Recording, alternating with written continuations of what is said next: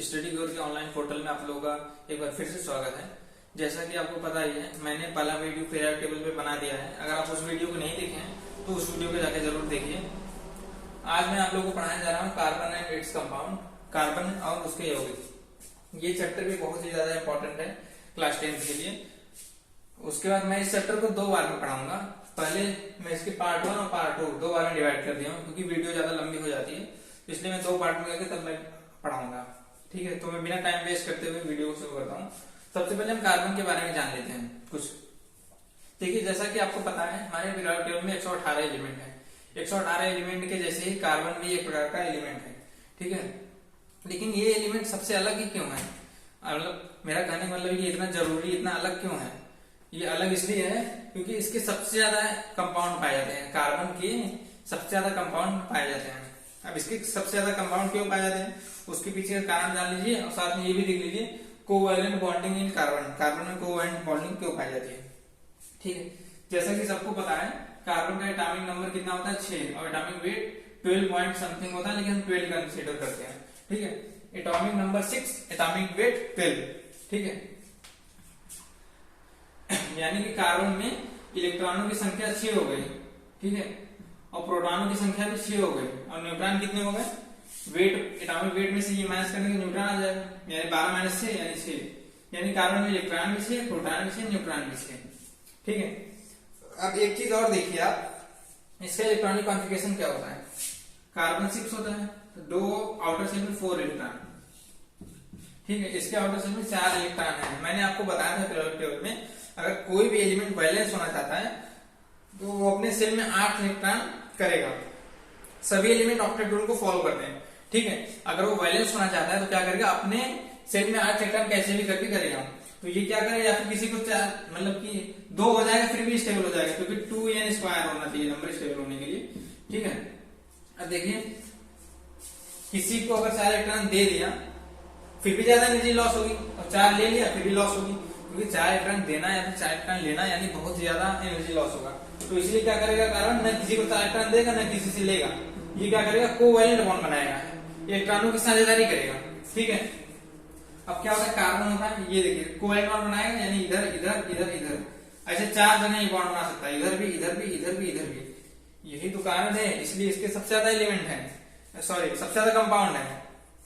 ठीक है, इसके सबसे ज्यादा कंपाउंड है, क्योंकि ये क्या करता है? कोवैलेंट बॉन्ड बना लेता है। ठीक है, और आपको पता ही है हमारे एनवायरनमेंट में हर जगह ये पाया जाता है कार्बन। ठीक है, सभी चीजों में ये पाया जाता है, मतलब फिजिकल भी, उसके बाद सजीव निर्जीव बहुत जगह पाया जाता है ये, और ये इसीलिए बहुत जरूरी एलिमेंट है। ठीक है, अब हम एक चीज और देख लेते हैं, यही बॉन्ड क्या होता है। इसको हिंदी में बंध बोलते हैं। ठीक है, इसकी पहले वाले वीडियो में मैंने अंग्रेजी की पूरी टर्मिनोलॉजी यूज की थी, मतलब जैसे कि ये जो वर्ड था ना, मैंने हिंदी नहीं लिखा था, ये कार्बन और उसके यौगिक, इसलिए यूपी बोर्ड वाले बच्चे बोल रहे थे, कुछ बच्चे, कि सर आप हिंदी भी लिख दिया करिए, इसलिए मैं हिंदी भी लिख दूंगा। जैसे ये देखिए, यहाँ मैंने हिंदी लिख दी है, यहाँ भी, और मैं हर जगह थोड़ी थोड़ी हिंदी भी लिखता रहूंगा। ठीक है, जो आपको जो इंग्लिश के टर्म ना आए और तो आप कमेंट कर दिया करिए, मैं आपको बता दूंगा। ठीक है, अगली वीडियो में। और फीडबैक आप जरूर दिया करिए, जैसे कोई वीडियो है आपको अच्छा लगा, खराब लगा, उसका फीडबैक दीजिए, तो उसी हिसाब से मैं भी चेंज करूंगा ना, क्योंकि ऑफलाइन तो मैं पढ़ा रहा हूँ, लेकिन ऑनलाइन मैं भी अभी शुरू किया हूँ। जो भी दिक्कत होगी मैं इंप्रूव करूंगा अपने आप में। और क्या देखिए, बॉन्ड क्या होता है? बॉन्ड 3 टाइप के होते हैं। ठीक है, सबसे पहले क्या? Covalent bond, covalent. ठीक है, फिर आयनिक बॉन्ड, आयनिक बॉन्ड, यहां भी बॉन्ड लिख दो, कोऑर्डिनेट बॉन्ड। ठीक है, अब देखिए इसको हिंदी में क्या बोलते हैं? सहसंयोजक बंध, सहसंयोजक बंध। इसको हिंदी में क्या बोलते हैं? वैद्युत संयोजक बंध, वैद्युत संयोजक। इसको क्या बोलते हैं? उपसहसंयोजक।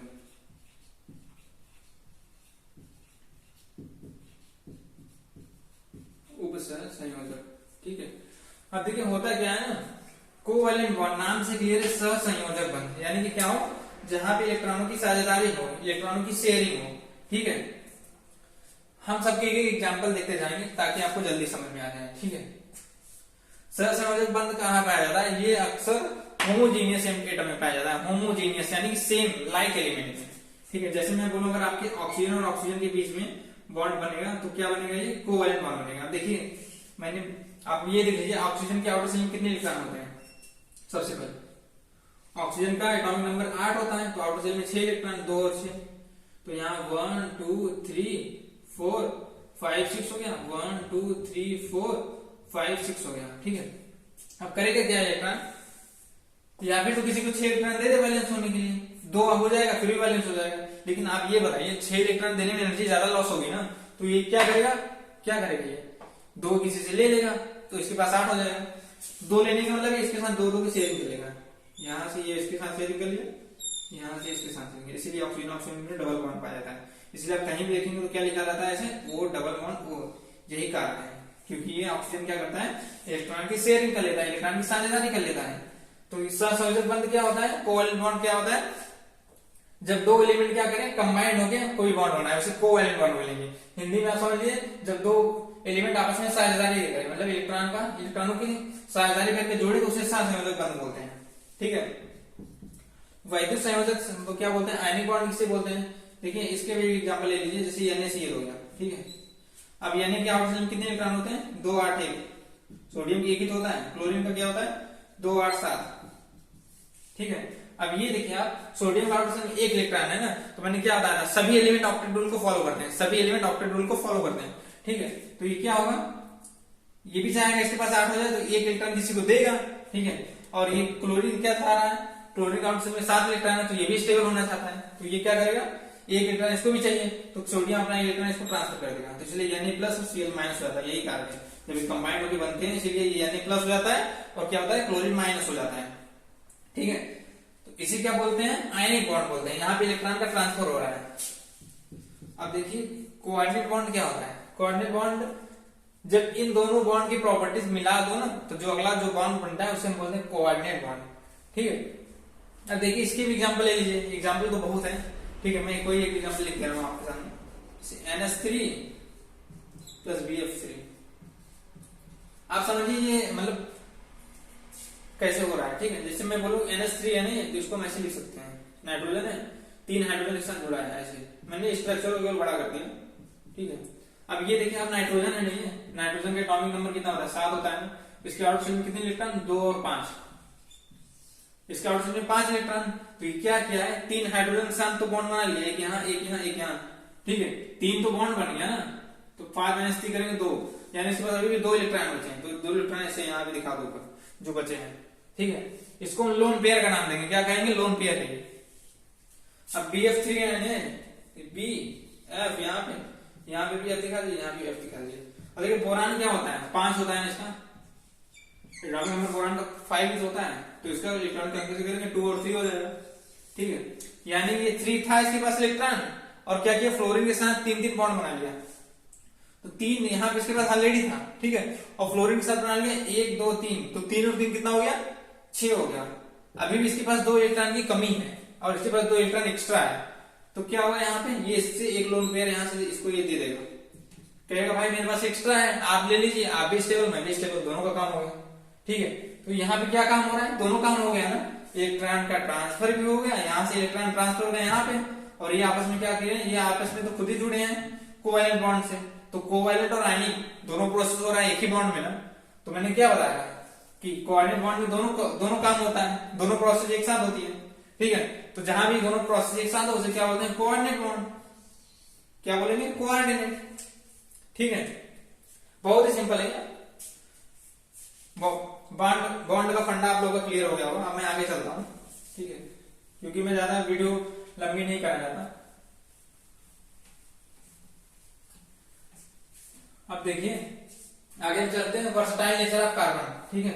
इसका मतलब क्या होता है? नाम से क्लियर है, बहुमुखी प्रकृति। हिंदी देखिए कितनी शुद्ध हिंदी है। वर्सटाइल मतलब बहुमुखी होता है, ठीक है। यानी कि कार्बन के बहुत सारे एलिमेंट पाए जाते हैं, बहुत सारे कंपाउंड पाए जाते हैं, ठीक है। कार्बन क्या है? बहुत सारे कंपाउंड पाए जाते हैं, कार्बन बहुत सारे कंपाउंड का फॉर्म क्रिएट करता है, इसी नेचर को वर्सटाइल नेचर ऑफ कार्बन बोलते हैं। ठीक है, ये क्यों करता है? क्योंकि ये कोऑर्डिनेट बॉन्ड बनाता है। कार्बन क्या करता है? कोऑर्डिनेट बॉन्ड बनाता है। ठीक है, इसीलिए ये मैक्सिमम कंपाउंड क्रिएट कर सकता है। जितना कार्बन कंपाउंड बना लेगा ना, उतना और कोई एलिमेंट कंपाउंड नहीं बना पाएगा। ठीक है, जितना कार्बन कंपाउंड बना लेगा उतना और कोई एलिमेंट कंपाउंड नहीं बना पाएगा। ठीक है, इसीलिए कार्बन के मैक्सिमम कंपाउंड बनाने की प्रॉपर्टीज को हम क्या बोलते हैं? Versatile nature of carbon. ठीक है, बहुमुखी, कार्बन की बहुमुखी प्रकृति। ठीक है, अब हम आगे चलते हैं। हमने ये कवर कर लिया, ये कवर कर लिया, ये कवर कर लिया। हम ये देखते हैं, होमोजेनियस सीरीज में पढ़ाऊंगा आपको। ठीक है, लेकिन ये पढ़ाने के बाद, ठीक है, क्योंकि तभी आपको समझ में आएगा। ये दोनों कॉन्सेप्ट एक मार्क में लिंक करेगा। ठीक है, मैं आपको एक साथ ही पढ़ा रहा हूँ। ठीक है, इसके बाद आपका हाइड्रोकार्बन बचेगा जो सिलेबस में है। वो थोड़ा बहुत आपका ग्रेफाइट वगैरह, डायमंड वगैरह के बारे में पढ़ना है, और एक दो टॉपिक और है, मतलब एक लेक्चर का और क्लास होता है। फिर आपका ये कार्बोनेट्स कंपाउंड खत्म हो जाएगा।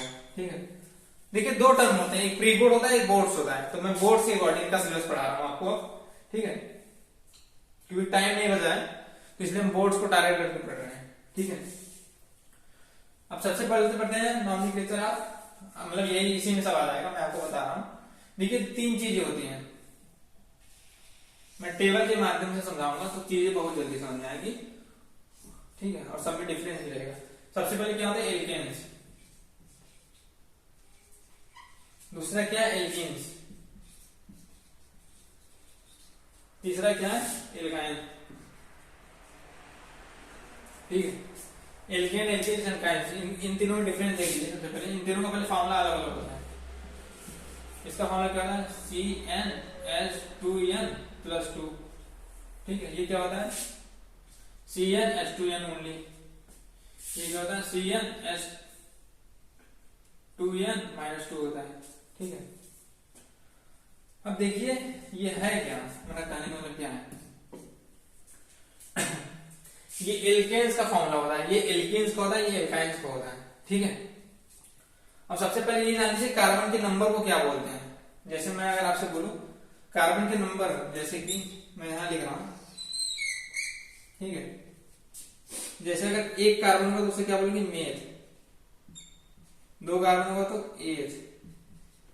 तीन होगा तो प्रोप। चार होगा तो ब्यूट। पांच होगा तो पेंट। ठीक है, छह होगा तो हेक्स। सात होगा तो हेप। आठ होगा तो ऑक्ट। 9 होगा तो नॉन। 10 होगा तो डेक। ठीक है, ये कार्बन का 1-2 टेबल है। जैसे अगर ये कार्बन तो मेथ, 2 है तो एथ, 3 है तो pro, but, pent, hex, hept. ठीक है, ऐसे बढ़ता जाएगा 10 तक। तो हम क्या करेंगे यहाँ पे? एल्केन्स, एल्कीन्स, एल्काइन का फॉर्मूला पढ़ाएंगे। ठीक है, सबसे पहले अब देखिए यहाँ पे n बराबर 1 रखेंगे सब में।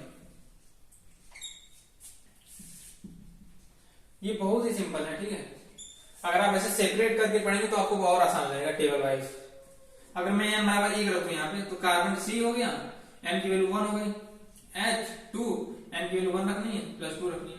इसको अगर सॉल्व कर देंगे तो आप क्या आ जाएगा? CH4 ही तो आएगा। ये 2 एकम 2, 2 2 4। ठीक है, अगर यहाँ पे अभी n बराबर 1 रखेंगे तो क्या आएगा? C, n की वैल्यू 1 हो गई, H2 × 1, CH2 बन गया। ठीक है, अब यहाँ पे अगर आप n बराबर 1 रखेंगे तो क्या आएगा? n 1 हो गया यहाँ पे, H2 × 1। ठीक है, -2, तो यहाँ पे क्या बन गया? C बन गया केवल। ठीक है, कहने का मतलब क्या है? ये सब में CH2 का डिफरेंस है। ठीक है, सभी जो एलिमेंट आएंगे सब में CH2 का डिफरेंस आएगा। ठीक है, यहाँ पे अगर n बराबर 1 रखेंगे तो यहाँ पे 1 आ गया, ये H2, n बराबर 1, 2 में से 2 गया 0।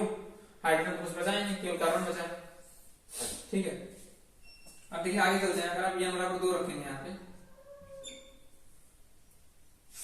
यानी कि एग्जिस्ट नहीं करेगा, ये वाला एग्जिस्ट नहीं करता। ठीक है, अब देखिए n बराबर 2 रखेंगे आप तो क्या आएगा? C2H2 × 2 +2 अगर करेंगे आप क्या आएगा? C2H2 2 2 4 तो 6, C2H6 हो गया। अब देखिए इसको क्या बोलते हैं? मेथेन बोलते हैं। इसको क्या बोलते हैं? मेथेन। जहां पे एक कार्बन होगा और सब में सिंगल बॉन्ड होगा उसे मेथेन बोलेंगे। और दो कार्बन होगा तो क्या होगा, ये क्या मेथेन है, ये क्या एथेन है। ठीक है, उसके आगे अगर 3 आएगा तो प्रोपेन, ब्यूटेन। ठीक है, मैं स्ट्रक्चर बना के आपको नीचे दिखा दे रहा हूं अभी। ठीक है, अब देखिए जैसे यहाँ पे अगर 2 रखोगे कार्बन तो C2H 2 × 2 रखोगे तो 4 आ जाएगा, C2H4 हो जाएगा। अब देखो क्या है ये 2 रहता तो एथेन रहता ना, मतलब सॉरी, मतलब जैसे मेरा कहने का मतलब क्या है, एक कार्बन रहता है यहाँ पे तो क्या होता, मतलब मेथेन। 2 रहता तो एथेन ना, लेकिन यहाँ पे डबल बॉन्ड है ना। ठीक है, ये आपका क्या है, मेथीन है। क्या है, मेथीन। ये क्या है, एथीन है। इन क्यों लग रहा है, क्योंकि ये इन वाला समूह है। ठीक है, अब देखिए यहाँ पे अगर आप 2 रखेंगे तो क्या आएगा, C2H 2 × 2 -2 करेंगे तो C2H 2 × 4 -2 करेंगे तो क्या आएगा, 2 आएगा, C2H2। ठीक है, अब ये क्या बन गया, एथाइन। ठीक है,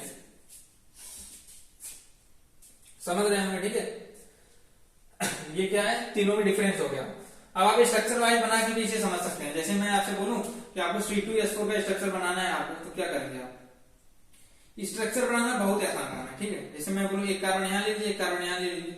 ठीक है, उसके बाद क्या करेंगे आप, हाइड्रोजन आपको 4 लेना है ना, तो सबसे पहले इन दोनों के बीच में डबल बॉन्ड बनाइए। ठीक है, क्योंकि आपको क्या है, ये एल्कीन है ना, एल्केन मतलब सिंगल बॉन्ड, एल्कीन मतलब डबल बॉन्ड, एल्काइन मतलब ट्रिपल बॉन्ड। ठीक है, ये आप जान लीजिए। अब देखिए सबकी वैलेंसी पूरी कर दीजिए। जैसे कार्बन क्या होता है, 4 बॉन्ड बनाता है, एक बॉन्ड यहां बना दिया, एक बॉन्ड यहां बना दिया ना, तो अभी भी इसको 2 बॉन्ड बनाना है, तो क्या करेंगे, 2 हाइड्रोजन लगाएंगे यहाँ पे। यहां भी 2 बॉन्ड बना लिया, 2 बॉन्ड और चाहिए तो एक हाइड्रोजन यहां पे लगा लेंगे, एक हाइड्रोजन यहां पे लगा लेंगे, इसलिए क्या हो जाता है, C2H4 हो जाता है। ठीक है, इसलिए क्या है, ये C2H4 हो गया। कोई भी स्ट्रक्चर को आप बना के देख सकते हैं। जैसे ये C2H3 है ना, सॉरी C2H2 बनाना है आपको ना, तो 2 कार्बन बना लीजिए पहले। मैंने क्या बोला था, ये एल्काइन है ना, तो यहाँ पे ट्रिपल बॉन्ड बना लीजिए। अब एक एक हाइड्रोजन दोनों को चाहिए, मतलब जैसे ये कार्बन तो यहाँ 3 बॉन्ड बना लिया, 1 2 3 एक बॉन्ड और बनाएगा, तो हाइड्रोजन साथ 1 बॉन्ड बना लेगा यहाँ पे और इसके साथ बना लेगा। तो देखिए सेम है ना, C2H2 2 कार्बन 2 हाइड्रोजन, तो C2H2 हो गया। ठीक है, स्ट्रक्चर बनाना बहुत ही आसान है।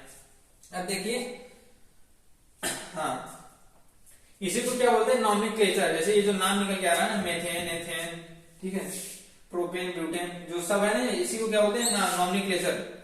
ये हमने क्या किया, सबका नाम रख दिया, मतलब। ठीक है, ये आईपीएससी नेम है। आगे मैं आपको क्या बताऊंगा, अभी बता रहा हूं आपको, ये मिटाने के बाद।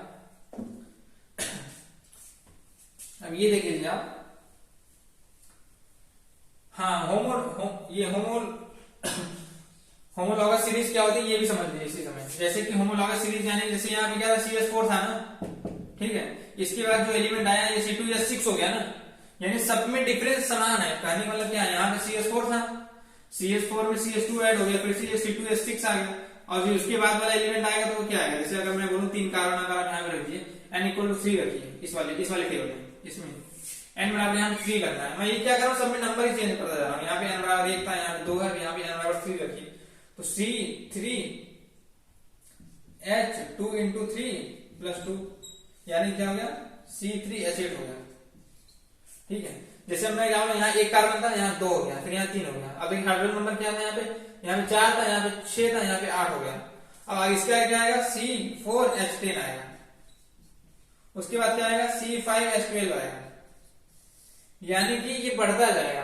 अब देखिए सभी में क्या है, सभी में डिफरेंस समान है ना, CS2 का, सब में CS2 का डिफरेंस है, CS2 का।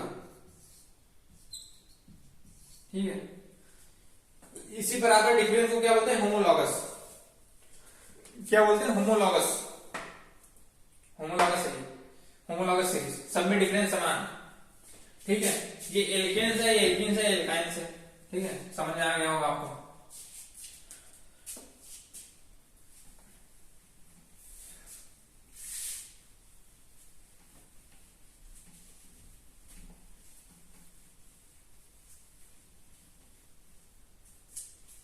बहुत ही सिंपल चैप्टर है ये, carbon and its compound, periodic table, ये सब केमिस्ट्री के बेस हैं। ठीक है, अगर आपको ये सब चैप्टर नहीं आ रहा है तो आपको केमिस्ट्री थोड़ी हार्ड लगेगी, ठीक है। लेकिन ये सब बहुत ही बेस है।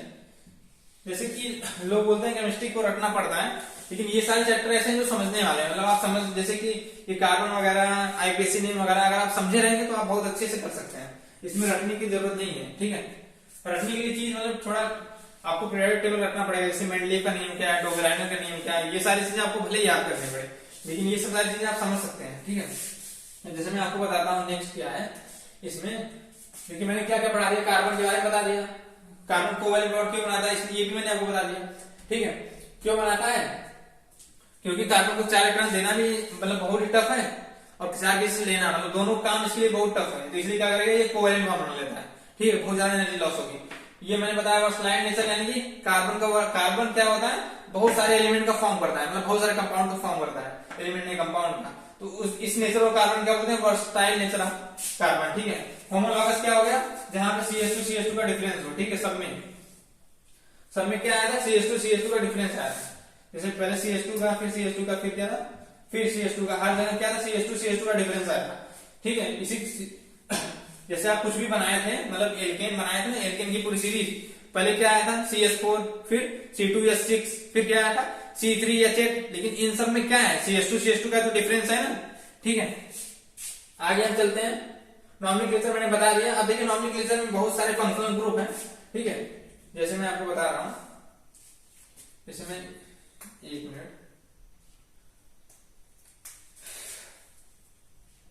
जैसे कार्बन कार्बन कार्बन, अगर carbon carbon carbon carbon carbon, ये कार्बन कार्बन की अगर आप सबकी सीरीज लेंगे ना, ठीक है। मैंने इसमें कितनी ले ली, 1 2 3 4 5 6 कार्बन ले लिया ना, तो ये क्या है, ये हेक्सेन है, ठीक है। अगर आपको डबल बॉन्ड नहीं लगाना है तो आप 6 कार्बन बनाएगा, तो उसके बाद सबकी वैलेंसी पूरी कर दीजिए।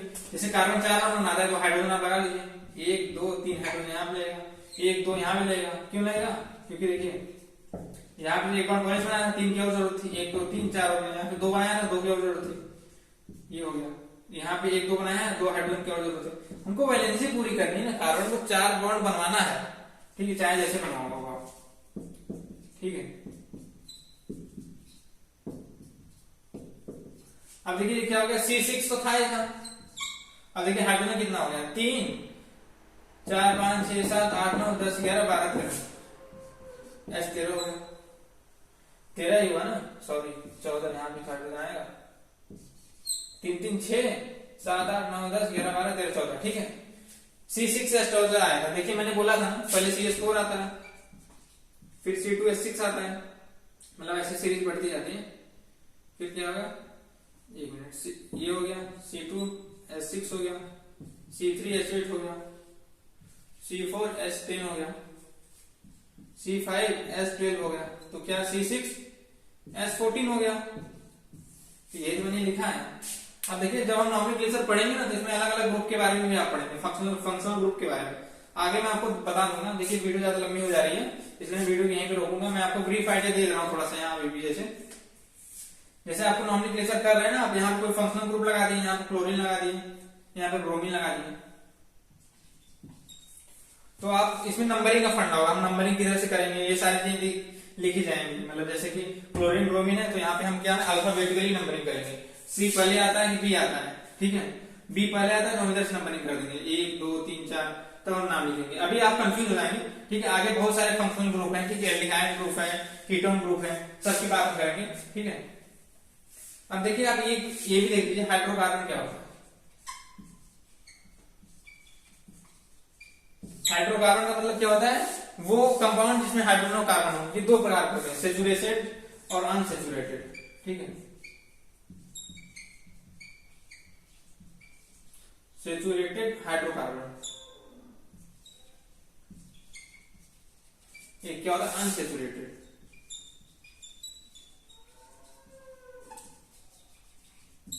इसको हिंदी में बोलते हैं संतृप्त, संतृप्त हाइड्रोकार्बन।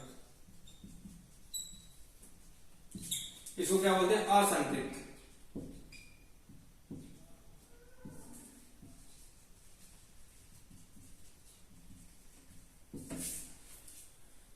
सैचुरेटेड अनसैचुरेटेड, ठीक है। सैचुरेटेड हाइड्रोकार्बन का मतलब क्या होता है, जिसमें कार्बन कार्बन के बीच में सिंगल बॉन्ड पाया जाए, ठीक है, सिंगल बॉन्ड। जैसे कि मैं C C C ऐसे ले लूं कोई, ये सैचुरेटेड हो गया। अनसैचुरेटेड यानी जहां पे डबल और ट्रिपल बॉन्ड पाया जाए, ठीक है, जहां पे क्या डबल और ट्रिपल बॉन्ड पाया जाए कार्बन कार्बन के बीच में। जैसे आप कोई भी ले लीजिए, ये C डबल बॉन्ड C लीजिए, यहाँ C ट्रिपल बॉन्ड C ले लीजिए। सैचुरेटेड मतलब जहां कार्बन कार्बन के बीच में सिंगल बॉन्ड हो उसे सैचुरेटेड हाइड्रोकार्बन। अनसैचुरेटेड यानी जहां कार्बन कार्बन के बीच में डबल बॉन्ड हो, ठीक है। ये क्या होता है, ये ओपन होता है पूरा, इसमें क्लोज भी कार्बन पाए जाएंगे, ठीक है। आगे मैं बताऊंगा, नहीं तो कंफ्यूज हो जाएंगे भी, ठीक है। तो आज मैं वीडियो को इतना पे रोकता हूँ, ठीक है। और अगर आप लोगों को कोई भी डाउट हो, ठीक है, आप लोग कमेंट करिए। मैंने आपसे बोला था ना कि मैं आप कंटेंट आपको नंबर मतलब बेस्ट कंटेंट दूंगा, आपको चीजें समझ में आएंगी, ठीक है, और जल्दी समझाने का मैं प्रयास करूंगा, ठीक है। मेरा कहने का मतलब ये है। और मैंने क्या बोला था, 2 पार्ट में वीडियो बनेगी। देखिए एक पार्ट में मैंने इतना खा दिया ना 15 मिनट में, मतलब 15 मिनट का थोड़ी वीडियो आज लंबी बन गई है, मैं 15-20 मिनट का टारगेट लेके आया था। उसके बाद मेरा अगला टारगेट रहेगा पार्ट 2 में मैं ये चैप्टर खत्म कर दूंगा, ठीक है। उसके बाद मैंने बोला था 1 महीने में मैं आपका पूरा सिलेबस कंप्लीट कराऊंगा, साइंस का मतलब फिजिक्स, केमिस्ट्री, मैथ, बायो, ठीक है, बोर्ड्स में, ठीक है। आपका पूरा सिलेबस में कंप्लीट करवाऊंगा और बहुत ज्यादा हार्ड नहीं है, ठीक है। अब तो बोर्ड्स बहुत आसान हो गए हैं, ठीक है, सारी चीजें अच्छी हैं। तो मैं आज के लिए वीडियो यहीं रोकता हूं, ठीक है। Thank you.